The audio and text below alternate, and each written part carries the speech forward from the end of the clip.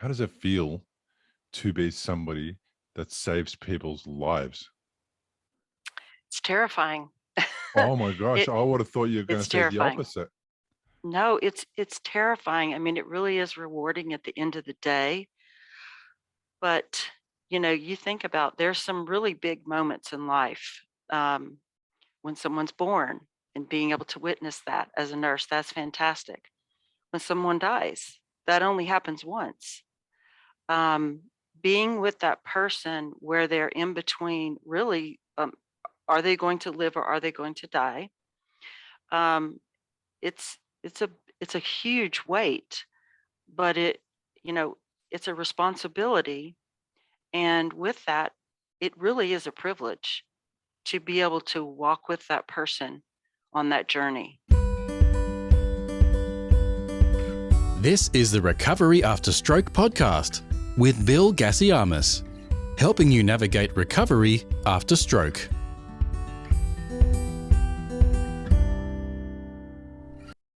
Hello and welcome to another episode of the Recovery After Stroke podcast. Firstly, a big thank you to everybody who went along and left a review for the show either on Spotify or the Apple iTunes podcast app, whatever it's called. I really appreciate it. It makes a massive difference. It means that it's possible for people who are looking for this type of content because they've just had a stroke or one of their loved ones has had a stroke. It means it's possible for them to find this podcast or podcasts like this type a lot easier. And you know what it was like when you were going through your recovery and you needed information and it was hard to find. Well, this is what the purpose of this podcast is, to make it easier for people to access information about stroke recovery that's going to make a difference in their lives, and it's going to improve the recovery, and it's going to give them hope. So if you are listening and you can, I would really appreciate it if you went along to the Spotify app or to the Apple podcast app or to whichever app you listen to podcasts on, and leave the show a 5-star review. It really will make a huge difference, and I would really appreciate it.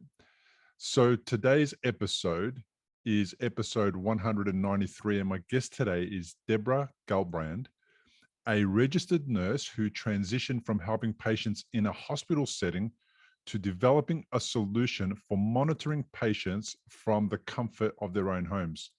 Now, remote patient monitoring has been around for a while, but its benefits were never more obvious than during the pandemic, as hospitals stopped seeing patients for their scheduled regular checkups in fear that it may lead to additional COVID infections and place further strain on hospitals, their ability to care for sick people, and then also put people who were not quite sick or were just needing care at risk of getting COVID and then becoming quite unwell. So if you're the type of person that finds it difficult to get to your regular appointments because of distance or because of your mobility, remote patient monitoring might be something that you could benefit from, and you might find this podcast episode quite interesting. Now, most of the episode is not being allocated to discussing remote patient monitoring. We get to learn about Deborah, who was a nurse and still is a registered nurse, and what it's like being a nurse and going through the process of helping people who are quite unwell.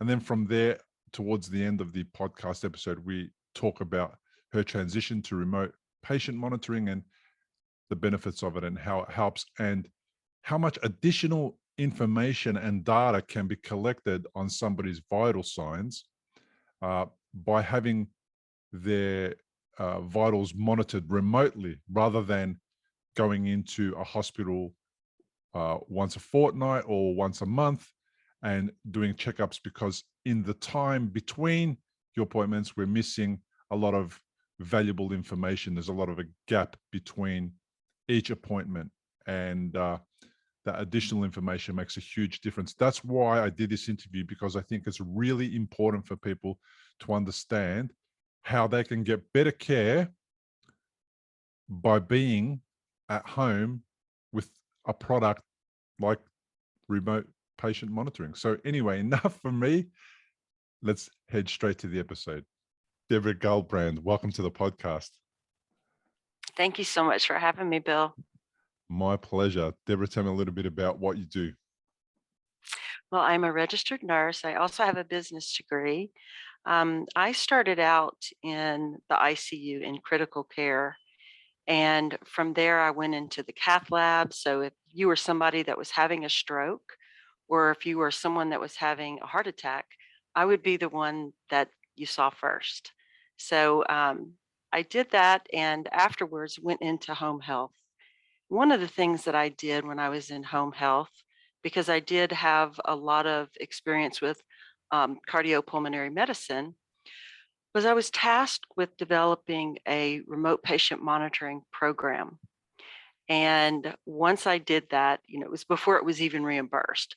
But once I did that and I saw the effect that it had on our patients that were really, really critically and chronically ill, I was hooked.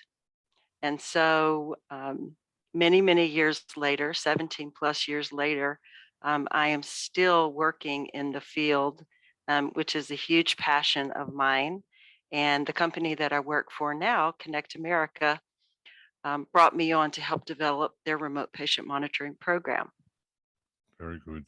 Very good. Let's hmm go back to the beginning, because you would have experience that most patients who are going through a really, really tough time kind of don't like doctors, but really Yep. love nurses. We think that nurses are the best. Yep. We talk amazing stuff. We say amazing things about nurses. What's it like to become a nurse at the beginning? You're this person who's young and you've got these big dreams of helping people and making all this, doing all this amazing work, but you've got to go to university and you've got to work through getting a degree, and what you're getting exposed to is really difficult situations because nurses see it all, right? What's it like to transition from being naive to being a nurse? Well, it's interesting because I already had my business degree when I decided I wanted to go back and become a nurse. I thought I was going to be a lawyer. My mom is a lawyer and a retired judge. But I was very interested in holistic medicine. I was a massage therapist for 8 years and decided, I really want to explore and really have more of a cerebral relationship with my patients. And so I wanted to learn more. And I felt like a natural extension of that would be to go to nursing school. Now, my eldest brother, who's a cardiologist and a doctor, asked me, "Why don't you just go become a doctor?" And I told him, "I don't want your life." So went back to nursing school. And it was different this time because, first of all, mom and dad paid for that first degree. And this time I worked while I was going to school. And I felt like I had a little bit of an edge over some of the people that I was in school with because they were, first of all, they were younger than me and maybe not as focused as I was. So I felt like that was a huge advantage for me. But you're right, you see things, and most people they think of a nurse, oh, that it's a great job, you could make a good living, but they don't understand all of the things that we have to do and see. And after you go through nursing school and you're in that first year of working and you're out there, I remember the first thing I thought, I was just in this panic because I thought, God, I hope I don't accidentally kill somebody or, because of something I didn't know. And what you discover is so much of what you learn after you graduate. And it's that on the job training. And so I feel like it's important for anyone that's thinking about going into that career to have in the back of their mind to go out there and jump into something that is really difficult. The ICU, the ER, something that's going to force you to learn as much as you can. Yeah, they're definitely intense places to learn if you can learn under those conditions. Well, you have to Right. really, but if you can, then it really does sort of train you for all levels of nursing, from the very benign and the very basic hmm to the very high intensity, and it's all very important work. Now, how old were you when you decided to study and become a nurse? Well, I was in my mid-20s, and, so like I said, I had already been through Mm, school and, had gone back to school, and it was hard, it was a struggle. I felt like, honestly, it was harder than law school for me.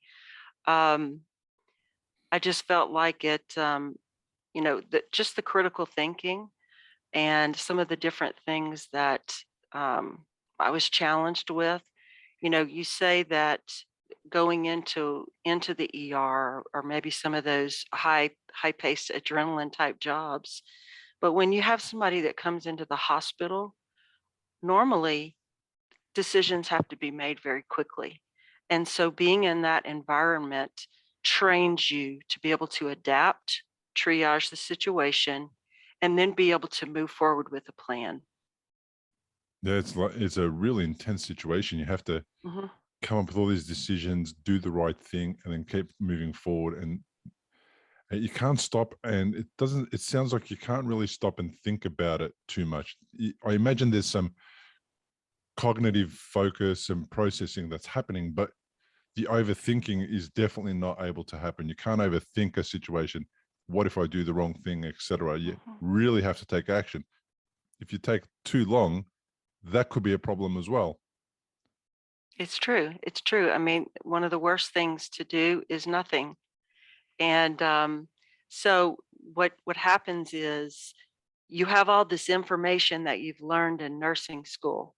And then when you're put in that situation, although it's situational awareness that you didn't necessarily learn in school, it was all of that information that you learned in school that you draw upon in that situation. Mm, So that's when it really starts to come together. And, the reason I say I think it's so important, because we are going to be talking about stroke, mm, is that in and of itself is one of those situations where time is everything. mm. And so I feel like, training yourself in one of those areas really sets yourself up to be able to go through those types of situations and make good decisions that save your patient's life. How does it feel to be somebody that saves people's lives? It's terrifying. Oh my gosh, it I would have thought you were going it's to say the terrifying. opposite. No, it's terrifying. I mean, it really is rewarding at the end of the day, but, you think about there's some really big moments in life, um, when someone's born and being able to witness that as a nurse, that's fantastic. When someone dies, that only happens once. Um, Being with that person where they're in between really, are they going to live or are they going to die? Um, it's a huge weight, but you know, it's a responsibility. And with that, it really is a privilege to be able to walk with that person on that journey. And myself, having been in the hospital in emergent situations in my life, um, you know, I feel like it has given me a very good understanding so that I can empathize with patients when they're going through these things. I know that when you're in that situation, you're not thinking about all of the minutia. When people always ask, you've got these patients and they're at home, and how come they can't figure out that they need to go to the doctor, or how come they can't figure out this step or that step? Well, it's easy when you're on the outside looking in. And Mm. myself as a clinician, I'm looking out, going, "Well, you need to do this, this, and this." Can't you understand that? But you cannot, because your brain is so focused on what is happening to you in the moment and really just your overall wellness. That's a very big one. I Mhm. speak to stroke survivor after stroke survivor who says, I thought it was a headache, or I thought it was something I did to my neck, or I thought it Mhm. was something I ate, or you hear all these stories. I Yeah. ignored I ignored the symptoms for 7 days before I did Oh anything my about it. gosh. You're And I lucky had to be sitting here. I am. It's an absolute miracle. I was lucky because the bleed that was occurring in my head because of an AVM was just a really slow bleed, and it was just kind of leaking instead of gushing. But I had a couple of big bleeds where they did gush and caused a lot of issues, and I couldn't delay 7 days worth. But the very first one, I noticed a numb sensation in my big right toe. Yep. And then over 7 days, that numbness spread from my big right toe all the way up and to the left side of my body, my entire left side. And that's when I finally listened to the chiropractor, who told me there's nothing wrong with my back, and my wife, who has been noticing me walking differently for 3 or 4 days. That's when I finally listened to them and went to the hospital, and was completely shocked when they said to me, "You've got a shadow on your head, and we don't know what it is yet." That was day one, right? Right. So day two, the second time it bled was 6 weeks later, and I was against doctor's orders, went to work, and we have a painting company, and I wasn't working though. I wasn't working. I was sitting on a chair watching my guys working, and I started to notice the numbness, and the room started to spin, and I started to feel nausea, and I said to them, "Look, I'm not feeling well, guys. What I need you to do is finish what you're doing," which was the job that we were there to do. It took about an extra hour or two to finish, something like that. Finish what you're doing and then take me home. I drove with them. They drove me past the hospital to my house, which was about an hour's drive by the time we got there, because we were in the city and there was traffic. Then I got to my home, told my wife to take me to the hospital. She thought, okay. She took me to the hospital. When we walked out of the car door, and I went to emergency at triage at emergency. It was about a 50-meter walk. Now, we were conversing in the car as you and I are now. By the time I got to triage, I didn't know my name, what I was doing there, or anything, and I blanked out. When my wife came, I didn't recognize her. When she finished parking the car and came to see me, I didn't recognize who she was. I didn't know what I was doing, all that type of thing. So that was bleed 2. And bleed 3 was about, so it all happened between February 2012 and November 2014. So bleed 3 was in November 14. And that time I was driving because I had got back to work. I had got back to driving. Everything was okay. The doctors were telling me that things were improving. I started to feel a lot better. And I started to feel sunburn sensations on my left side. And I drove myself to the hospital. The first time I had no idea that I should go to the hospital. The second time I was a bit hesitant to go to the hospital. The third time I looked up at where my car was parked, and it didn't occur to me to ring the ambulance and say to them, "Come and get me from this location. I'm parked outside of this particular street." It didn't occur to me to do that, but it did occur to me to ring my client and tell them that I won't be able to come to see them today. So you're not thinking clearly, your brain's not functioning properly. Zero. It's what you said. It's when you're going through the process and you don't have the nuanced understanding of these things, because you're only dealing with them maybe once in your lifetime, or twice in your lifetime, or even 3 times in your lifetime. You just make excuses, and you do the whole, it's not me. It can't be happening to me. Because you don't want to be having a stroke. Yeah. So that's not the thing that you're going to admit to yourself. Yeah. Even if you've already had it, which, the phrase that kept coming up to my mind listening to you talk was, just in time. You got there just in time. You got there just in time, over and over again. And, you maybe this is partly what really your real life's mission is that, and that is educating other people, because obviously the good Lord needed you here for something, and gave you multiple chances. I know, absolutely. It does feel like it's my mission to do this work. And Yeah. I have had to have some really difficult conversations with people that have lost children to AVMs and Yeah. other and their loved ones to stroke. And I never signed up for that part. Really, I didn't.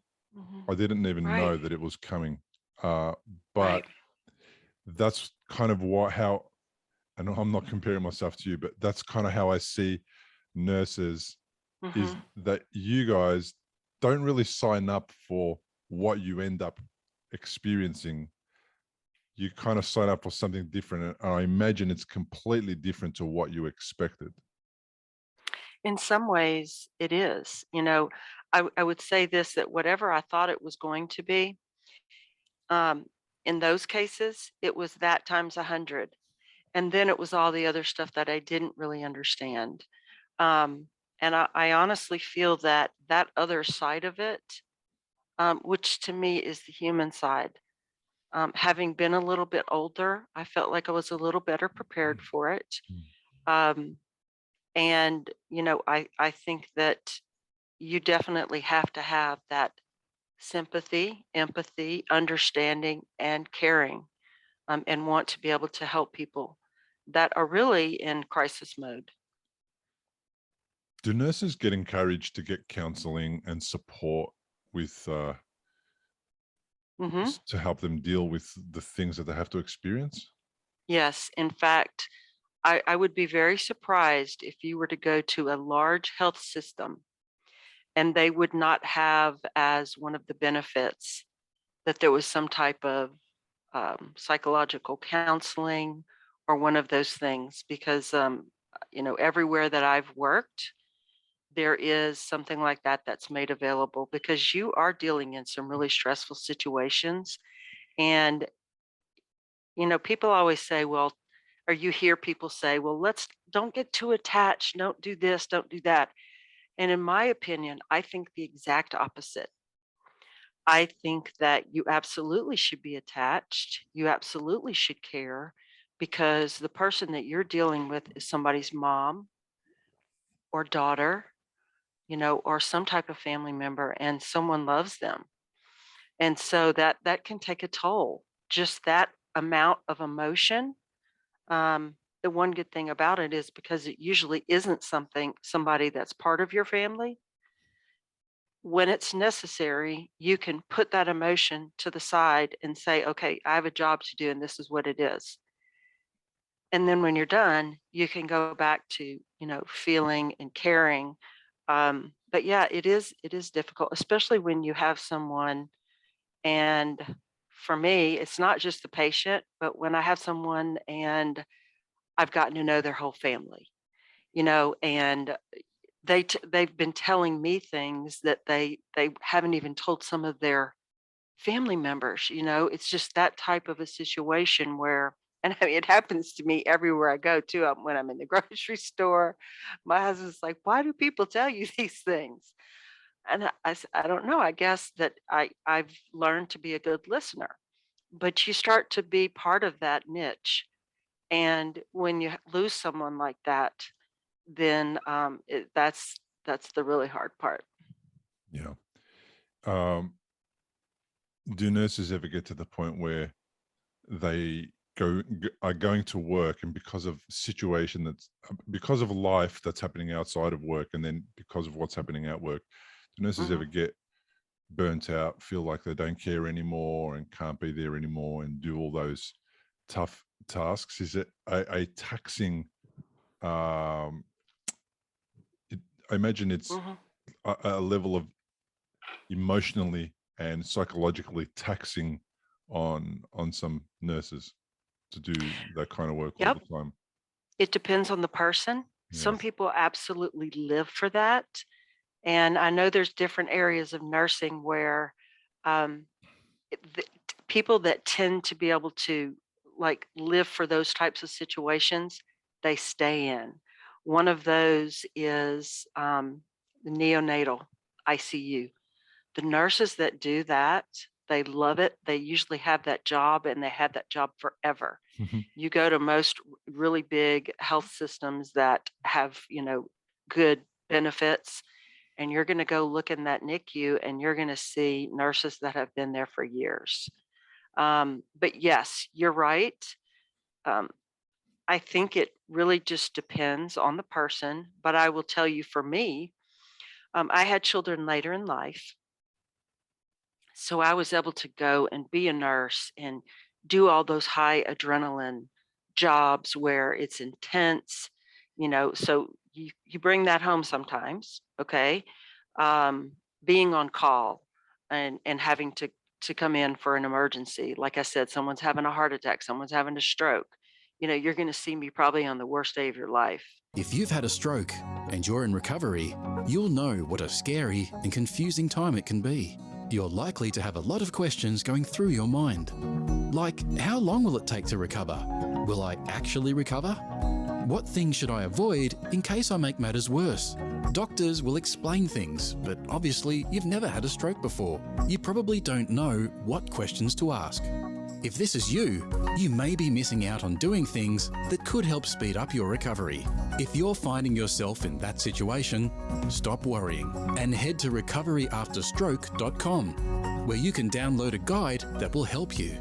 It's called 7 Questions to Ask Your Doctor About Your Stroke. These 7 questions are the ones Bill wished he'd asked when he was recovering from a stroke.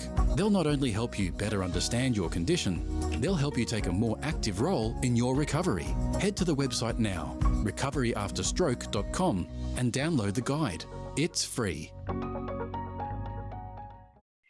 And when I decided that I wanted to have children, that's when I left the hospital setting and I went into home health, because I knew, for me, I didn't want to have to bring that intensity and that adrenaline home to a family life. Right. For me, yeah, I was so in it and involved in it and in the moment, I felt like it would be better for me to go and do something different. And that's one of the great things about being a nurse. There are so many really cool things that you can do. And I've had the opportunity to do quite a few of them. So, Yeah, fantastic. It's really lovely to get the opportunity to talk to somebody who's been a nurse, who is a nurse, because I always felt like I should have gone back to meet the nurses who cared for me in those different times where we were really struggling, especially when my wife was helping the nurses push my bed into the CT room to get a CT scanner, because because the nurse couldn't wait for somebody to come and help. She said to my wife, jump at the end of the bed and help me push it to CT. Like, just thinking about it now, it's emotional that, like, the level of intense support and care and need to look out for you and care for you and make sure you're well, and they've never met you. It's just, I know that most humans would help people who are doing it tough wherever they come across them. I know most people would stop and help and do all that. I get that part, but to go and do it day after day after day, every day, and to be amazing at it all the time, it seems like nurses are going to put their emotions and their feelings and all their issues aside and just park all of their stuff and come in and just allow themselves to be there fully and totally for the person that's in the bed in front of them. And it's a lot to do that. It is a lot to do that all the time and to make it about somebody else all the time. It's so much. And it's just heartwarming. I just absolutely, you can tell, like, I really love nurses. They're up there. And I don't really like doctors, although I appreciate them a lot. Oh boy. I can't wait to tell my brother that. but definitely tell him that I still appreciate him and love him. I don't like them, but I love them. I love them and appreciate them. Like, it's a different thing. Like, it's a love-hate relationship. Of course. And I appreciate them. And of course, I wouldn't be here without them. All the modern technology, all the people that cared for me. I mean, really, I should not be here. Absolutely. We should. I mean, 3 times? Yeah. Unbelievable. But I've had a lot of people say that to me. And having been in the hospital, like I said, several times myself in emergent situations, you always feel such appreciation Mm. that someone cared for you at a time when you needed it the most. Oh my gosh. And even myself, now I knew some of the people that cared for me, but even me, you want to say thank you, but at the Mm. same time, it's something that you want to put behind yourself so much Mm. that it's almost difficult to have to go back and revisit it. Mm. So I mean, you say, I want to go back there and I want to tell these people, and in your mind, you feel that way. And they know that you appreciate them, Mm. because you say it when you're there. Mm. But at the same time, you really don't want to go back there. It's Yeah, it's kind of revisiting the trauma, perhaps. yeah, Yeah. that's what I think too. I think I would be a ball of mess if I went back to and met my nurses and even my surgeon and my doctors. If I went back and met them to thank them, I'd be in a ball of mess. I don't think I'd get anything out. But And that's okay too. yeah, yeah. But look, what you're experiencing here is, I know what the word is. It's gratitude. Like, it's just complete and utter total gratitude for the decisions that people make to do the type of work that helps people that they've never met before. Hmm. It's just a lot for me to Yeah. comprehend, and because maybe people don't feel like they deserve it or whatever. I do feel like I deserve help and support. So, Hmm. but there's a part Yep. of me that's like, what's so special about me for you to decide to care for me? Why are you caring for me? It's really weird. I don't know. I can't explain it, but I'm deeply grateful. And when I But we're meet, not we're not meant to live alone. yeah, Humans aren't meant to be alone. yeah, And I think that's part of it too, is that we can't survive alone. yeah. And so that I think that's part of it, is just that need to be there to help someone that is truly in need of it. Mm. Yeah, yep. It's lovely to know. We're gonna Yep. I'm gonna talk briefly about my experience with becoming mortal and discovering at 37 that I'm mortal. Right. Nurses nurses probably learn about mortality very early on in their training. Is that something that you thought about? And is it something that you were able to use positively in your own life, to know that, look, this could be me at any time, anything could happen, and I could be, the roles could be reversed here. Did you I think think about it that as a young kid? I think it's one thing to say that, and you can say, wow, this could be me, but until it actually is you, you're still just those are still just words. Or until it is someone that you love. Mm. And you can even look at someone else and say, oh, I'm so sad that you lost this person. But there's no way that you can truly feel it until you are there. It happens to you, you witness it, you are, really, and it's an intimate part of you in some way. Um, and I really feel like it's just like when I remember, and this is such a great analogy to me because I didn't have kids until later in life. And I could never understand why somebody was always 10 minutes late to work because I would be like, well, just start getting ready 10 minutes earlier. And then you have children and you go, oh, that's why, because every time you walk out the door, somebody's got to use the bathroom or somebody forgets something. And it's not even something you can understand until you walk in those shoes. Um, but I will tell you, the more and more I was around it, and the more I saw a patient that was like me, the more that the more I really felt that. And I did have to deal with patients, even though I worked in critical care in the ICU. The majority of our patients are geriatric, and I worked on that floor. I didn't work with children, and there was a reason for that for me, because it wasn't something that I didn't feel like I could be the best nurse doing that. But then I would have people that came in like you. And I will tell you, when you have somebody coming in and they're young, especially, and we care for all of our patients. But if you work in an environment where you're dealing with adults and you have someone that comes in and they're dying, or they are very close to dying, you think to yourself, this person has a whole life ahead of them. Whatever I do, I'm gonna be my best. I'm gonna do my best, and I'm gonna everything that I have inside of me to make sure that doesn't happen.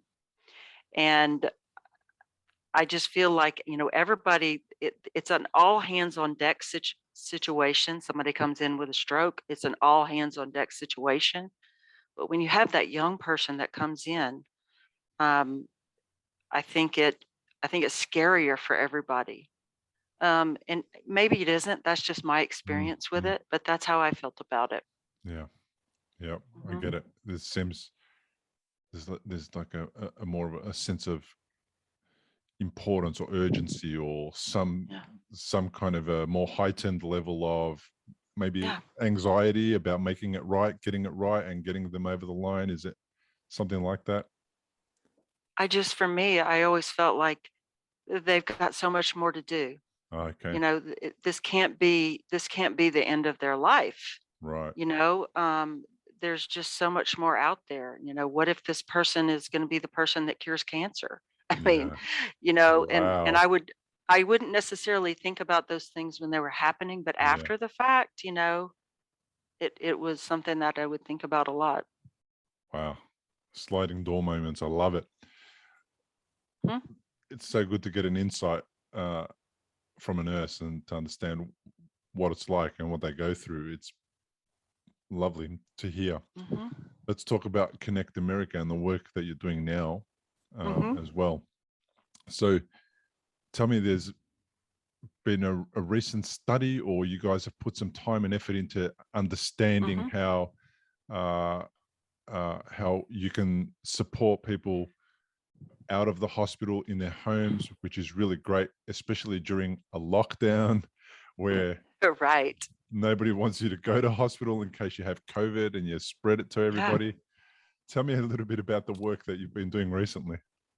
Well, let me tell you, it's not only that, but there are so many other things that were taken into consideration. For instance, in your large hospitals, it wasn't just, okay, we don't want these patients to come into the hospital because this is the absolute worst place for them in terms of, being in a situation where they can actually contract the disease. But let's say that you do have those patients that are in the hospital. You've got a ward. Let's say you've got 10 patients right now in the hospital. Every time somebody goes into that room, they have to put in PPE, all the protective gear. Every time they go in, every time they come out, they take it off. Every time they go in again. And so it taxes the system in more ways than one. It becomes financially expensive. All right. Um, your resources dwindle, your human resources, because if you've got somebody that's having to gown every time you go in, just like if somebody has an infectious disease, there are other diseases that this happens with, but um, so there's just so many other things that people don't think about. Just like when people didn't want to go into the doctor's office because there may be people sick there with COVID. There also may be people there with the flu and pneumonia and all these other things too. But COVID was the real scare. Um, and so for me, and what's been going on with my company is now remote patient monitoring is happening at a time when there's so many more reasons that it's necessary. When I started in this 17 plus years ago, it wasn't something that was even reimbursed. It was something that some very forward thinking health systems, providers said, I have to figure out a way to improve my patient outcomes. I need to make sure that what I'm doing is making sure that my patients are getting better, and not if not getting better, then not getting worse. Mm. Okay. And so they were saying, I'm going to make this investment because I'm going to improve outcomes. And ultimately, in the long run, we're going to have cost avoidance because they're not going to be going back into the hospital. Fast forward to now, and what was traditionally used for the big disease process, which is I always call hypertension, CHF, COPD, pneumonia, and diabetes. What's CH? What's Now CH? it's six. What's Now CH? it's six. What? Congestive heart failure. Sorry. Yeah, Now tell me it's all the. six. Tell me And all the. number six is COVID. So you've got hypertension, okay, which is high blood pressure, Mhm, which is also the number one leading cause of stroke. mhm, So you've got hypertension, you've got congestive heart failure. All right, that's when the heart muscle isn't working properly and there's a backup of fluid in the system, which leads to organ failure and renal dysfunction. Then you have pneumonia, and you have patients with emphysema, frequently COPD, pneumonia, emphysema. Those things are always together. mm, And then you have patients with diabetes. Now, when I worked in the cath lab, we would have a patient that would come in. They would have a heart catheterization, and that's where the doctor goes into a vessel in the body, goes up to the heart, and they take a picture of the vessels in the heart. And this is where they find out if there's a blockage or not. Okay. Um, so, you would look at somebody that was a smoker and you would look at their vessels and they would be really, really tiny and closed off. And then you would look at a patient that was diabetic and look at their vessels and they would look very much the same. And so, I don't think a lot of people think about that with diabetes is that there's all these other issues that happen. And oh, what happens when your vessels are closed? mm. You can maybe form clots and maybe have a stroke. So they're really all together because so is your body. Your body functions, all these organs function together. When one goes down, another is going to be affected. Mhm. So you add COVID into that, and now the government is saying, "Uh-oh, we have this huge health emergency." And yeah, we have a lot of patients that have all those other diseases, but this one is killing a lot of them really quickly. And so what are we going to do about it? Oh, wait a minute. We've got remote patient monitoring that's been around. And so with the big push with COVID, they started having all these patients on remote patient monitoring because they didn't want to bring them into the hospital. Mhm. And of course, a lot of these patients have, guess what? One of those five disease processes that I told you about. And they Mm. found out that, wait, it really is helping us deal with all these other things too. And so what I see is we've moved forward in leaps and bounds after COVID in remote patient monitoring. And because of what we found and the results that we achieved, we're not going backwards. Um, so, it did teach us a lot about the benefits of being able to care for um, either chronically or acutely ill patients at home. And it really is the wave of the future. Are you Um, attending the home to check mhm. up on them, or is it happening online? I know there's So, maybe a portion of both, but mhm. to me, Yeah, when you're talking about remote, I'm thinking, okay, they're doing something that's connecting them to some kind of a software yep. program, and that's sending you guys information, and you have it at the drop of a hat. Is that right? Is that right? That is exactly how it happens. So, how the patients get the monitors, there's a few different ways that happens. Sometimes you have a patient that goes into the ER, and because they're a frequent flyer, the ER says, we're going to send you home with one of these monitors so that you're not in here every week. Or you have a health system that says, we're seeing this patient every 3 months. And we got to figure out how to keep this patient well for a longer period of time. And so you have physicians that are seeing this with a lot of their patients. So what they'll do is they will work with Connect America, and they will plan on sending these devices. And one of our favorite things that we have, remember I said that the company used to basically be a PERS company, and that's that personal emergency response. I'll fall and I can't get up. Press the button, What it they, rings yep, press the button. emergency. Yep. So what they've done is they've actually combined that with remote patient monitoring. So you can have a patient that's elderly, you put one of these devices out there. There are peripherals that are attached to that, not attached to the box, okay, but transmit through the box, like a blood pressure cuff, a pulse ox that tests oxygenation, potentially a scale, potentially a glucometer if the patient's diabetic. And so that patient will, under the instruction of a clinician or a team, they'll educate them. You need to get up every morning and take your vital signs. And when you do that, all of those results will be transmitted back to me, and I'll be able to view all of this through a portal. And the portal that we call our portal Touchpoint Care. And so as a clinician, I would be sitting in front of my computer like I am now, and I could look at all of the information on my patients, all their vital signs.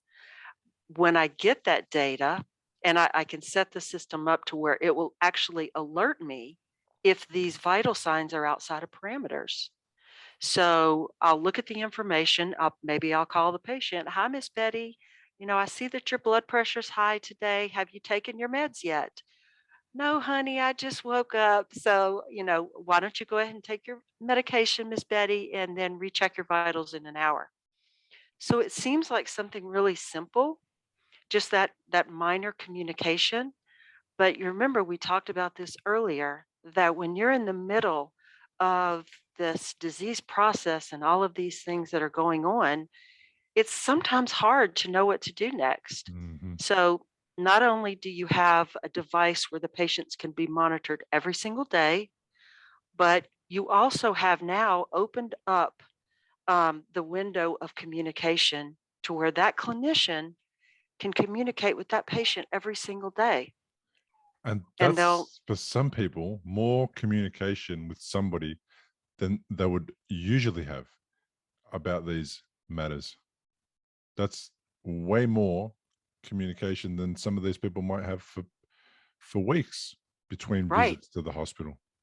Well, you think about this too, and not just visits to the hospital, but how many times do patients see their doctors a year?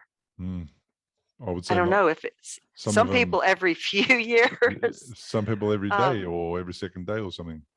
yeah, but usually you have a yearly checkup, Yeah, maybe twice a year. yeah, And so when you're in the doctor's office, they'll take their blood pressure, they'll take vital signs there, but patients are nervous. So if you're going to be dosing those patient medications, are you going to be dosing those medications on one reading and then hope for the best until yeah. 6 months passes? This way, You really you're take able to, data. that's right. That's right. This way, you are able to more closely follow the patient. You're able to change the dosages when needed so that instead of this patient doing this with their vital signs, they're more like this. And Yeah. so you are able to identify and recognize those problems either before or as they're happening, and make sure that the patient gets the changes to their plan of care or comes in to see the doctor, or you are at least the clinician that is directing what is happening with that patient. One of the most annoying things was going to the multiple doctors and follow-up Yep. appointments and outpatient appointments. It was one of the most annoying because you're kind of trying to do recovery and you're trying to get back to your life. And then what's happening is you're being interrupted with these appointments that you have to go to. And sometimes I had 2-3 appointments a day, every second or third day. So this is really improving the amount of time I get to have to back to myself. It gives me the opportunity to not have to have that 1 hour commute to the hospital and that 1 hour commute home, to have a regular general checkup and to discuss things with my doctor. I like that Right. idea. And I know what remote dialysis has done for dialysis patients and how much improvement in their own life that has created, because they can monitor it from home and do it from home and not have to spend hours and hours in hospital, taking up the resources of the hospital and also then the space of somebody else perhaps, but then Hmm. also just the trouble of, for some people who also don't live close to a hospital, the hours and hours of travel to get there just to do dialysis. So Hmm. I like the I like the idea of being able to monitor somebody, have really good data on them, know what their vitals should look like on a normal day, and then be able to really respond rapidly instead of, again, waiting for them to get to hospital or get to a doctor and then take action from there. And you've only got half the picture. You've only got really, well, not even half the picture. You've only got the information that you get when you get to the doctor, when they take your vitals. You don't have all of these other weeks and weeks and weeks, or maybe even years of data. Right. And just think, whenever the nurse, every time that nurse is having a communication with that patient, they're writing nurse's notes. So not only do you have all of this trended data that you can look at, but there's all these notes that go along with it. So you really get a true picture of what the health status is of that patient. And having a patient that can be cared for at home, I mean, what's the most relaxing, comfortable place that you can be Mm, is in your own home. mhm. Um, and so for a patient's overall wellness, just being able to be in an environment where they feel calm, protected, it does a lot for their overall health and wellness. So it's a great place to be. I mean, look, my mom lives with me, and we care for her. She's handicapped and she does have some health issues. And I literally have, you know, one of these monitors up in her room for when, and here I am downstairs. I have one of these monitors in her room so that if I'm gone, if something happens, she can press that emergency button. We're monitoring her vital signs, so that when she goes into the doctor, or when she has a communication with the doctor, she can say, "Here, look, these are my vital signs. These are my readings. This is what's been happening to me." And she's had several surgeries over the past few years, so it's been a huge benefit, because it's always easier to make a decision when you have more information. Yeah, we have my father-in-law who's at home. He's in a wheelchair. He has very debilitating arthritis, and his limbs don't move properly, and therefore he can't walk and be totally independent, although he has a level of independence. Hmm. And the three girls that care for him, his daughters, are on a rotation roster to care for him in the evenings, and then we have caregivers that go during the day, and they prepare him in the morning and help him shower and the rest of it. But there's a period of time where he's alone because the girls go after work before they go home to their own families.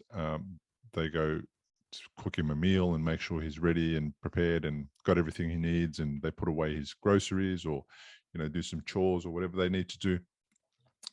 But there's a gap there where we don't know how he's doing, and we don't know what's Yes. going on. And he has one of those personal uh, devices that he can press if something, Hmm.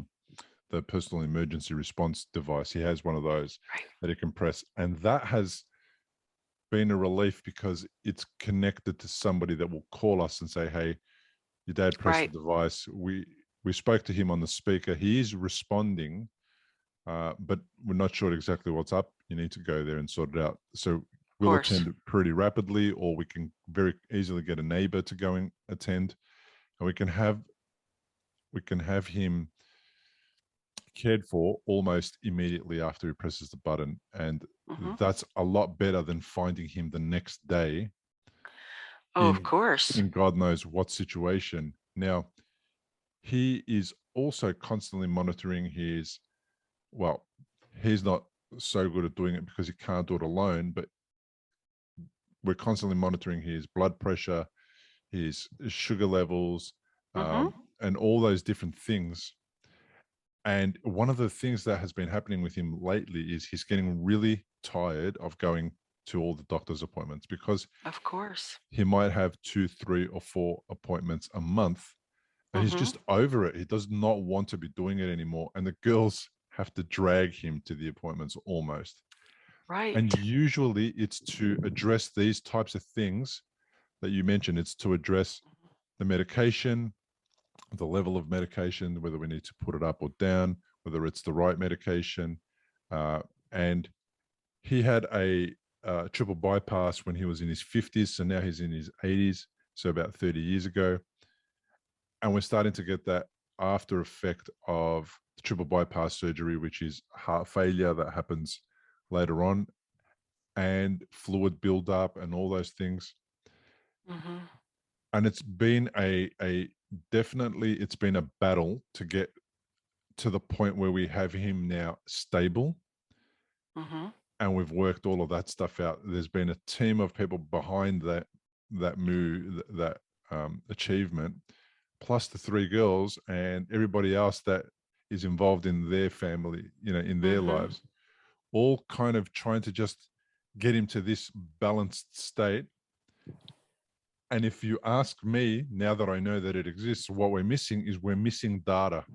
We're missing all this data that we can respond to rapidly, because none of my sister-in-laws or my wife, none of them are experts, and they don't know how to work it out. And what he doesn't know also how to communicate what's happening to him. It's that whole thing that he Hmm. doesn't exactly know how to express what's happening to him. And we assumed, because of the way that he was describing it, we assumed that the fluid buildup was indigestion or something else, Hmm. because that's how he would describe it. And then Of he said, course. he said he would feel a heavy chest when he would go to bed. Therefore, he stopped sleeping. He started Hmm. sleeping sitting upwards, which made his Yep. legs expand. So all these Classic issues, symptoms. yeah, Classic. and we had no idea because we're not educated in that space. We've never seen it before, Right.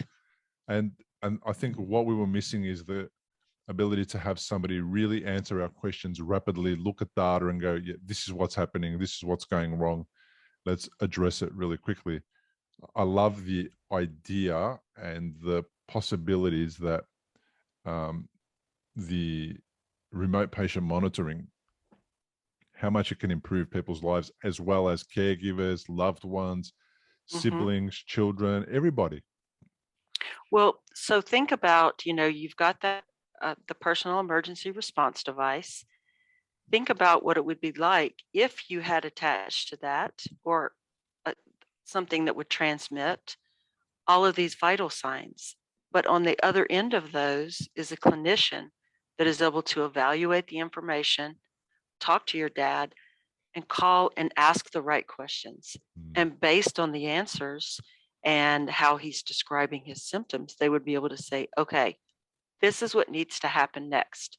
And if you can't make it into the doctor, why don't we have a video visit with the doctor? We can do that right now. Can you can you pull up your tablet? Can that sort of thing. We can have a video visit. And then the doctor can talk to you on the phone. And you may not have to go into the office and mm, see that doctor. mm, They can make changes to the medications. mm, They can certainly, titrate, you know, you said that he's diabetic. mm. Uh, that's Did you that, tell me he was having to test his blood sugar? uh, I think I think it's blood pressure. Yeah, I think it's blood Okay, pressure. just blood pressure. Yeah. Okay.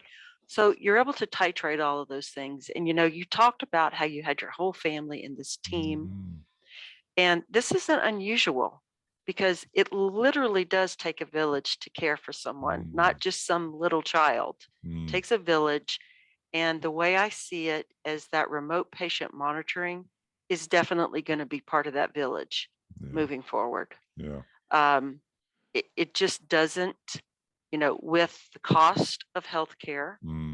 All right. And honestly, I would have to say that I would never want to send somebody to the hospital and not be there with them to make sure that everything is going okay. My mom has me here. She's got her own private nurse, right? But most people don't have that. But knowing that you've got somebody that is, maybe they have a family, maybe they don't. Maybe I'm the one that's on the other end of that monitoring this patient, and I'm the only one that talks to that patient all week All long. day. Yeah, all You week. know, so it's not just the physical, the medical, it's the emotional, and really the psychiatric part of everything as well. Yeah. And that's one of the good things that came out of COVID. Sounds like it's accelerated the level of the acceptance of this. Yes. And I have a friend of mine who's a former intensive care nurse, and he's set up a business called Intensive Care at Home. And of course, Yes. his business was going nuts in Australia when COVID was at its peak, say maybe even less than 12 months ago was at its peak here. And it was pretty difficult to access any it was difficult to be able to go to a hospital, see people in hospital, attend a hospital. So for the loved ones, it was such a dramatic time because we could not get into hospitals under any circumstances. It does not matter what condition your loved one was in, you just could not get in there. And to have people at home in an intensive care situation being cared for, it seemed to create great relief for the hospitals. The feedback that I'm getting from my friend is that it created relief from the hospitals because it had more ICU beds available. And then it created relief from the patient's perspective because they were at home with their loved ones.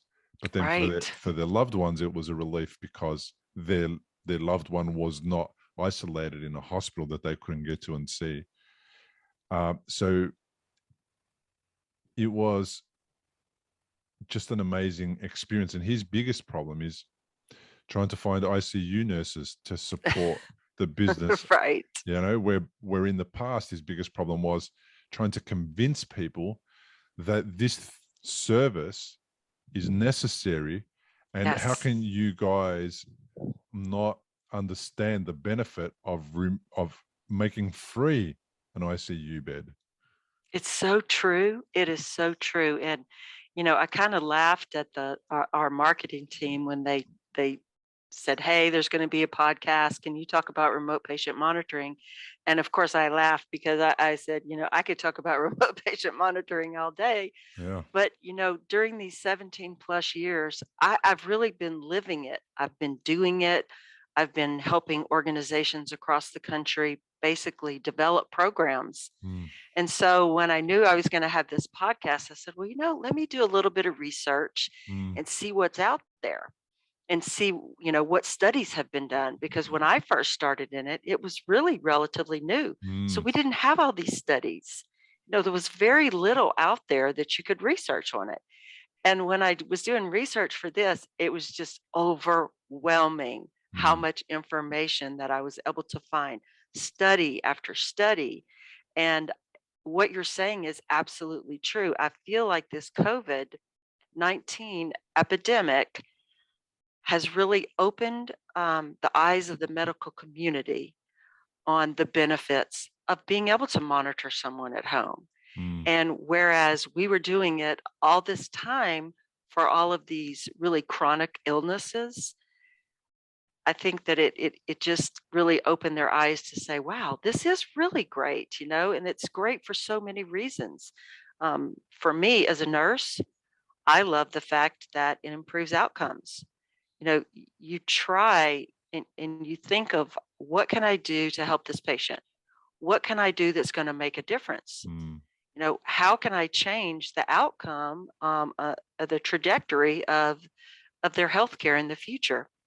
And for me, it has been designing a program that is going to not only monitor what's going on with them, address their needs, and really allow me to walk them through the healthcare continuum and say, this is what you need to be doing today, and this is what you need to be doing tomorrow, and you need to go see your doctor in 10 days.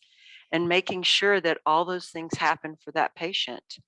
Um, I, I feel that it's been, you want to always look at the positive things that come out of a bad situation, right? Mm-hmm. And you hate for it to sound like a cliche, but for me and what I do, the fact that it has really raised the awareness for the need for something like this Mm. has been something that I've been waiting for a long time. Yeah, is definitely nothing more dramatic than epidemic or some really serious situation in the world for you to become critically aware of. We need to do things differently. You can imagine, I'm thinking about, the good old days, where there wasn't the hospital systems that we have now, which, Yeah. by the way, are flawed and have all these problems. But even as flawed as they are, they're the most amazing thing to even exist. The old days, 150 years ago, people used to care for their loved ones at home, and whether they were a hospital, whether they were a nurse, whether they were a doctor, it doesn't matter what they did, they were treating and caring for their patient at home, their loved one at home, the best they could. And I know that not everybody would want to do that, but there's a level of comfort in being able to do that at home and decreasing the anxiety. I know my wife and her sisters, anxiety at some points was through the roof because we would call for hours and hours and hours trying to get through to just check up on their father to make sure that he was okay. And we couldn't, under any circumstances, get through to them. So that whole being able to being able to be a little bit in control of that has been taken away by hospitals. Like, hospitals have taken away our ability to be in control of at least the situation where we are able to connect with our loved one, our patient, our family member, our friend, our whoever. And in COVID, it went to the extreme. It went to the point of complete isolation from them. Not only have we outsourced now the health and care and the well-being, which is great, we've also now completely isolated them in order to help them and care for them. And we're making matters worse because he was not happy when he was not seeing his kids for 3 days or 4 days or 5 days or 6 days in a row. He wasn't happy about that at all. And that wasn't making him better at hospital. He didn't want to be there. It wasn't helping the situation. It wasn't increasing patient outcomes. It was making it worse. So I can see it as a person who's been through stroke.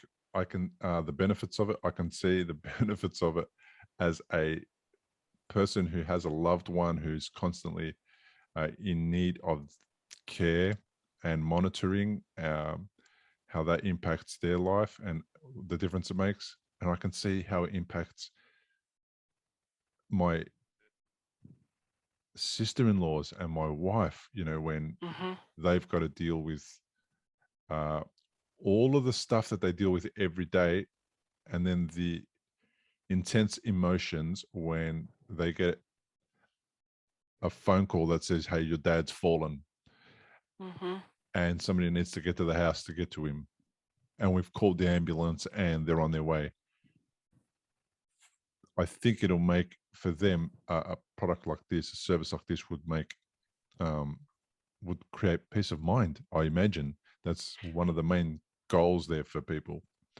Well, I feel like there are some definite changes to certain models of care. I mean, one of the things, as we're talking to different types of organizations, I'm seeing this resurgence of doctors making hospital visits or making patient visits at home. And, we just talked to an organization, and this doctor actually goes out and sees all of his patients. He wants to put remote patient monitors on all of them and be able to collect this data, have the clinicians, instead of him going out for maybe necessarily a wellness visit, to really be able to plan his visits based on patient need. And so they're able to say, this is what's going on, this is what's trending, this is what's happening with the patient. This patient needs a visit, blah, blah, blah. And so they're being able to use this in different ways as they start to turn towards different models of care. And so, it's been really fascinating to me to see how it's being used in different ways. Um, Before, as I said, those top 5 diagnoses, that's really where I saw remote patient monitoring and the majority of the people that use it. Mm, Now we have programs that are psychiatric programs that are mm, monitoring their patients at home because their patients don't feel comfortable coming into the doctor's office. So they're having that outreach and having that constant communication with them, checking on them, etc. Even for our patients that are high risk OB, having these moms that, I was a high risk obstetric patient. So having them, and sometimes there's gestational diabetes. So mm. having these monitors at home, so they're not actually having to come into the doctor's office. And when you're huge pregnant, it's not always a fun thing to do, to have to get dressed, get ready, go into the doctor's office, and then when you start to have issues like being on bed rest. So it's fascinating to me, and I love seeing how many different ways this technology can be used. One of the things that I came across that I wanted to share with you when I was doing my research was that, and this is, I love looking at the Mayo Clinic because it's such a huge research institution, and they're always doing something that I find interesting. So they were using telemedicine. What they were doing, and this has to do with stroke. So what they were doing is they would send EMS out to the patient's home, and they would actually have a remote patient monitor in the actual vehicle. And so while they're in the vehicle, they're giving all this information to the physicians that are in the hospital, so that everything that would have happened once the patient hit the door was happening in the EMS van.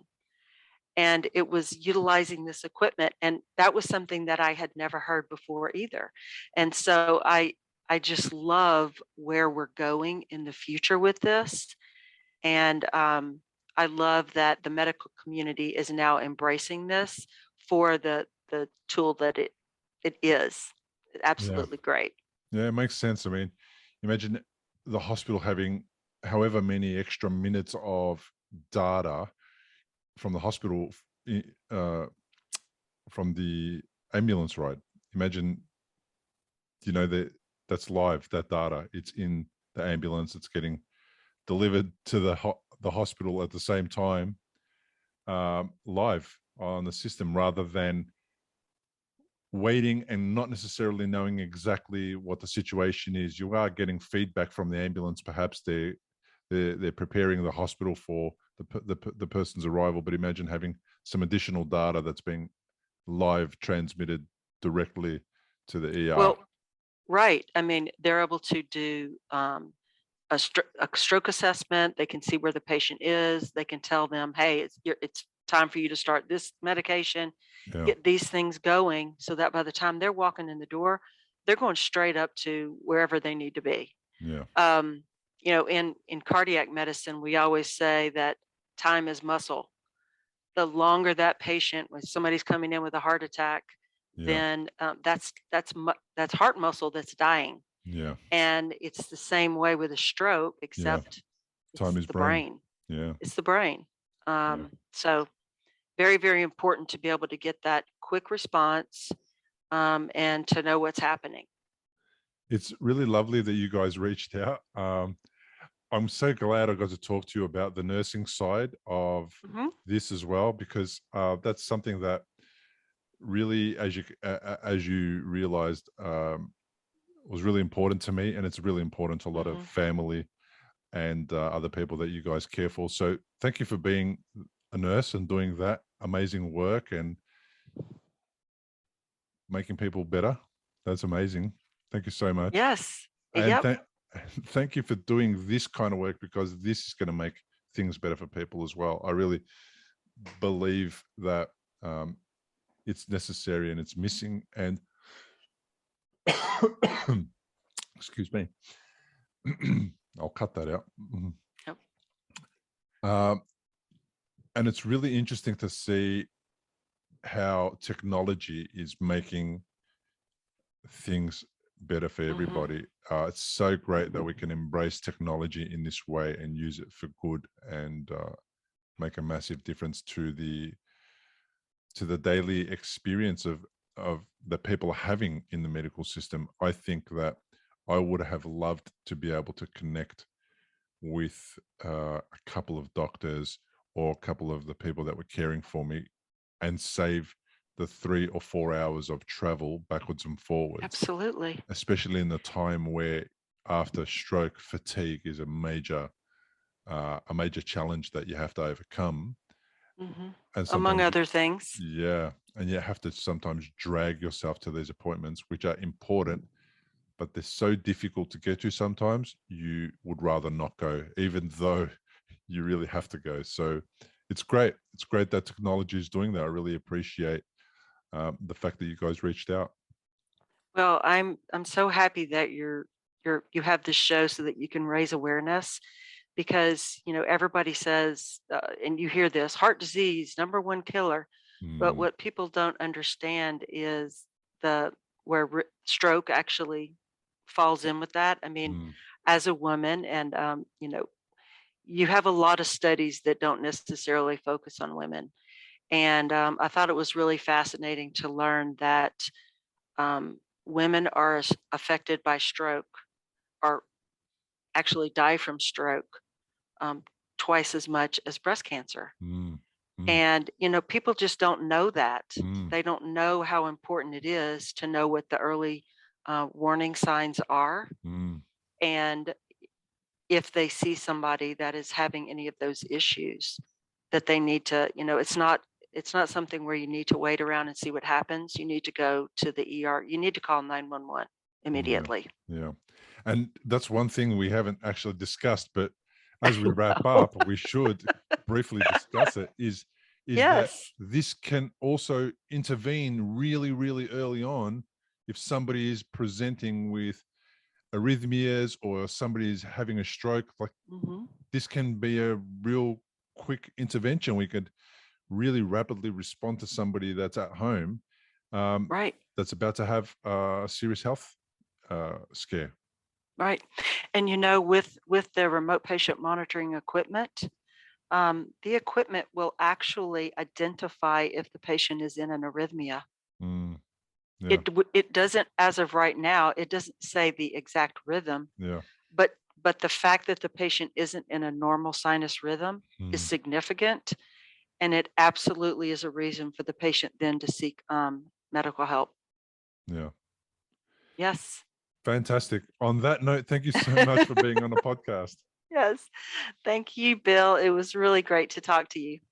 Importantly, we present many podcasts designed to give you an insight and understanding into the experiences of other individuals. Opinions and treatment protocols discussed during any podcast are the individual's own experience, and we do not necessarily share the same opinion, nor do we recommend any treatment protocol discussed. All content on this website and any linked blog, podcast, or video material controlled this website or content is created and produced for informational purposes only and is largely based on the personal experience of Bill Gassiamis. The The content is intended to complement your medical treatment and support healing. It is not intended to be a substitute for professional medical advice and should not be relied on as health advice. The information is general and may not be suitable for your personal injuries, circumstances, or health objectives. Do not use our content as a standalone resource to diagnose, treat, cure, or prevent any disease for therapeutic purposes or as a substitute for the advice of a health professional. Never delay seeking advice or disregard the advice of a medical professional, your doctor, or your rehabilitation program based on our content. If you have any questions or concerns about your health or medical condition, please seek guidance from a doctor or other medical professional. If you are experiencing a health emergency or think you might be, call 000 if in Australia, or your local emergency number immediately for emergency assistance, or go to the nearest hospital emergency department. Medical information changes constantly. While we aim to provide current, quality information in our content, we do not provide any guarantees and assume no legal liability or responsibility for the accuracy, currency, or completeness of the content. If you choose to rely on any information within our content, you do so solely at your own risk. We are careful with links we provide. However, third-party links from our website are followed at your own risk, and we are not responsible for any information you find there.